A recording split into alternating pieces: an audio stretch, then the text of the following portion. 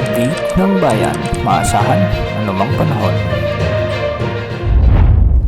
Magandang araw po sa ating lahat. Ngayon ay araw ng Miyerkules, July 16, 2025 at narito na ang pinakahuling update sa magiging lagay ng ating panahon. Patuloy nating minomonitor ang malawak na kaulapan o yung low pressure area sa silangan ng bansa. Huli itong namataan sa layong 975 kilometers silangan ng southeastern Luzon.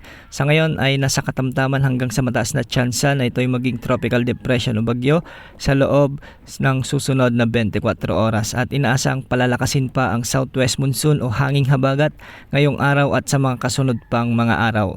Base naman sa latest forecast track nito, ayon sa mga ginagamit nating wind models ay kikilos ito ng hilagang kanluran sa mga susunod na araw at posibleng tumbukin nito ang extreme northern Luzon o sa bahagi ng northern Luzon. Hindi inaalis ang tsansa na ito ay maglandfall sa malaking kalupaan ng northern Luzon dahil sa mga weather systems na nakakaapekto dito. Samantala dahil nga sa pag-iral ng habagat or LPA ay magiging maulap na ang kalangitan na may mga kalat-kalat na pagulan at pagkidlat-pagkulog sa bahagi ng Bicol region sa may Eastern Visayas kasama na ang Dinagat Islands at Surigao del Norte. Dahil dito may banta o posibilidad ng pagbaha o pagguho ng lupa lalo na sa mga mabababang lugar at kung may mga katamtaman at minsan ay malalakas na pag-ulan.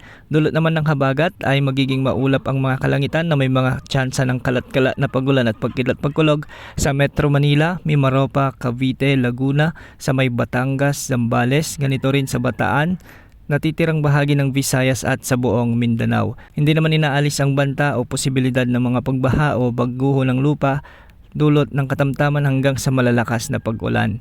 Samantala magiging bagyang maulap hanggang sa maulap naman ang mga kalangitan na may mga pulo-pulong mga pag-ulan o pagkidlat-pagkulog sa nalalabing bahagi ng Luzon dulot pa rin ng habagat. Dahil dito posible rin ang banta ng mga biglang pagbaha o pagguho ng lupa kapag may mga umiiral na malalakas na thunderstorms o severe thunderstorms. Sa kasalukuyan ay wala namang nakataas na gale warning sa anumang baybaying sakop ng ating bansa. Sa mga susunod na araw ay mas maraming lugar pa ang makakaranas ng mga malalakas hanggang sa matitinding pag-ulan dahil sa patuloy na paglakas ng LPA na tatawagin nating bagyong Krising. Inaasahan ngayong gabi o bukas ng umaga ay magde-develop na ito bilang bagyo at pahatakin o palalakasin pa nito ang habagat na posibleng magdulot ng mga malawakang pagbaha o malawakang pag-ulan sa kanlurang bahagi ng ating bansa. Pagsapit ng Biyernes at Sabado ay posibleng tumama na ito sa may extreme northern Luzon kaya paghandaan ang mga matitinding pag-ulan